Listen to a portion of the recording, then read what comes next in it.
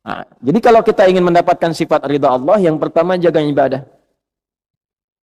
Yang kedua jaga akhlak. Akhlak. Itu pembuktian ibadah itu pada akhlak. Kama arsalna fikum rasulan minkum yatlu alaikum ayatina wa yuzakkikum. Di benarnya ibadah antum itu akan terlihat pada akhlaknya. Ya. Salat itu apa? Pembuktiannya. Tanha anil fakhsya wal munkar. Inna salata tanha anil fakhsya wal munkar. Nah, fakhsya wal munkar itu kalau bisa dihindari, ya, itu adalah akhlak. Perwujudannya. Jadi kalau kita sudah bisa menunjukkan itu, nanti ada pengaruh kepada jiwa, terbawa sampai dengan meninggal, disifatilah dengan amalan yang diridhoi oleh Allah, dan kita pun akan ridha pada pemberian Allah saat ditampakkan di dalam sakaratul maut. Ya. Ya ayyatuhan nafsul mutmainnah, irji'i ila rabbika radiyatan mardiyah. Fadkhuli fi ibadi, dengan sifat ibadahnya disebut ibad. Wadkhuli ditampakkan surganya. Maka meninggal dalam keadaan senyum karena melihat surga yang ditampakkan. Sahabat sebelum meninggal sudah disifati radhiyallahu anhum wa radu an, lebih tinggi nilainya dengan radiyatan mardiyah. Nah, makanya kalau lebih tinggi di atas kita, maka sifat kita itu meneladani. Doanya mengantarkan rahmat. Nah, itu bagian pertama radhiyallahu, ya. Jadi kalau ada yang laki-laki anhu, kalau perempuan anha, kalau banyak anhum. Ya, kalau bapak anak itu anhuma. Biasanya depannya kuncinya ibnu.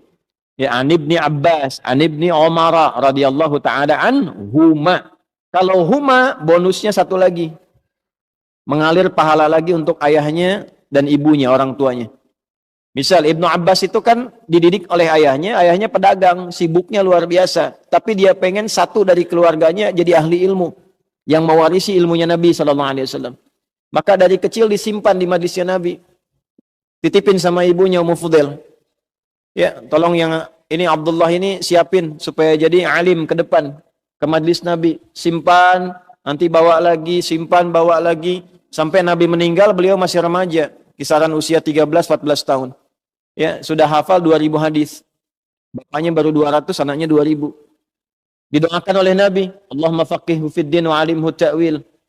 Kemudian disebut turjumanil Quran, jadi pakar Al-Quran, jadi ahli fiqih. Nah, setiap beliau menyampaikan satu hadis dari 2000 itu pahala mengalir pada orang tuanya.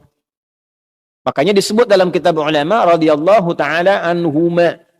Sebagai tanda Abdullahnya dibuang, Abbasnya dimunculkan. Karena inisiatif mendidik anak itu datang dari orang tuanya. An ibni Abbasin. Ya. Nah, ilmunya dipakai, dalam ilmu sanad dipakai sebagai inspirasi. Kalau bapak ibu menyekolahkan anak ke pesantren, doanya dari ibu, dari bapak disiapkan yang halal, anak itu jadi ulama kemudian hari, hafal Quran, hafal hadis, setiap dia menyampaikan sesuatu, bapak ibu dapat transferan pahalanya. Jangankan jadi alim, dia sekarang baca Quran, bapak ibu positif tuh, kirimkan yang halal, ibu doakan, dia baca Quran, pahala mengalir pada ibu. Nah, itulah keuntungannya begitu. Makanya cari sekolah-sekolah Islam. Ya, cari pesantren-pesantren yang baik, yang ada Qurannya, ada sholatnya, supaya pahala mengalir. Hukum itu gimana niatnya? Innamal a'malu kalau orang tua niatkan dunia, bapak ibu dapat dunia. Itu aja sederhana. Di dunia yusibuha. Sekolahkan anak ke tempat favorit, kursusnya bahasanya bahasa asing, silakan perbanyak. Jadi sesuatu, jadi direktur, membanggakan Anda. Bangga, urusan apa? Dunia. Anda di servis, iya, urusan apa? Dunia. Selesai dunia, selesai. Akhirat bagaimana? Ya. Pilih dunia apa akhirat?